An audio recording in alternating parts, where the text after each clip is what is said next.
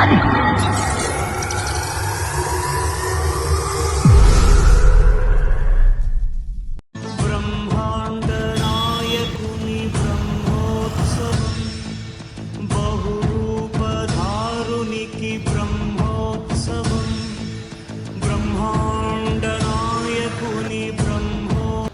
గోదాలక్ష్మి సహిత వెంకటేశ్వర స్వామి బ్రహ్మోత్సవాలు స్థానిక పెద్దపల్లి పట్టణంలోని శ్రీ వెంకటేశ్వర స్వామి ఆలయంలో తేదీ 7/4/2026 మంగళవారం నుండి 14/4/2026 మంగళవారం వరకు శ్రీ అలివేలు మంగ పద్మావతి సమేత వెంకటేశ్వర స్వామి వారి ఆధ్వర్యంలో బ్రహ్మోత్సవాలు జరపబడతాయని శ్రీరంగం విజయకుమార సంపత్ కుమారాచార్యులు తెలిపారు. పెద్దపల్లి జిల్లాలోని పట్టణ గ్రామాల్లోని భక్తజనులు శ్రీ వెంకటేశ్వర స్వామివారి బ్రహ్మోత్సవాలు కళ్యాణ మహోత్సవంలో పాల్గొని స్వామివారి కృపకు పాత్రులు కాగలరన్నారు.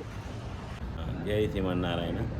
లోకహితార్థమే లోకంలో జనులు సుభిక్షంగా ఉండడానికి, జనులు శాంతి స్థాపన కోసం శ్రీ అలివేలు మంగ పద్మావతి సమేత శ్రీ వెంకటేశ్వర స్వామి కళ్యాణం నిత్యం నిర్వహిస్తూ ఉంటారు. అదేవిధంగా స్థానిక శ్రీ వెంకటేశ్వర స్వామి ఆలయంలో ఆదివారం తేదీ 12/4/2026 ఆదివారం సాయంత్రం 6 గంటలకు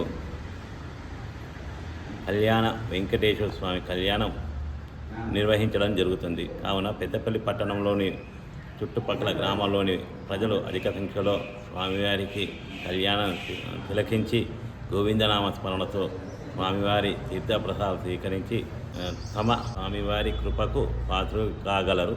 జై శ్రీమన్నారాయణ.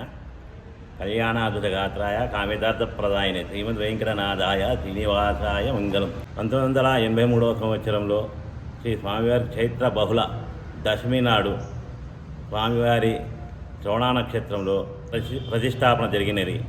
కావున మనం ప్రతి సంవత్సరం వార్షిక బ్రహ్మోత్సవాలు చైత్ర బహుళ దశమి నాడు స్వామివారికి కళ్యాణం నిర్వహించడం జరుగుతుంది. అదే సందర్భంగా ఈ సంవత్సరం పరాభవనామ సంవత్సరంలో 2026 చైత్ర బహుళ దశమి అనగా మంగళవారం నాడు, చైత్ర బహుళ షష్ఠి తిథి నాడు స్వామివారికి అధ్యానోత్సవం అనగా 7, 8, 9 తారీఖు దాకా అధ్యానోత్సవాలు నిర్వహించబడడం జరుగుతుంది. అదేవిధంగా స్వామివారికి 9వ తారీఖు సాయంత్రం 7:35 పరమపదోత్సవం కూడా నిర్వహించడం జరుగుతుంది.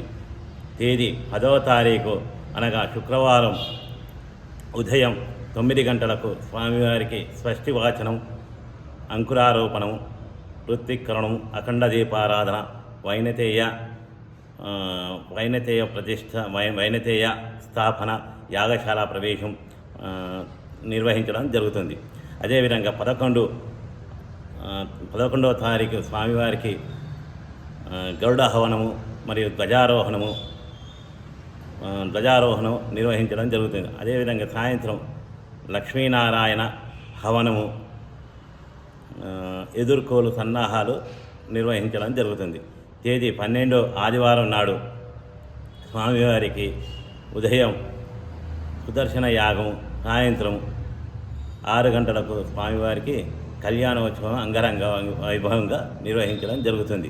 13వ తారీఖు సోమవారం రోజున స్వామి సుదర్శన నారసింహ హోమము, సాయంత్రము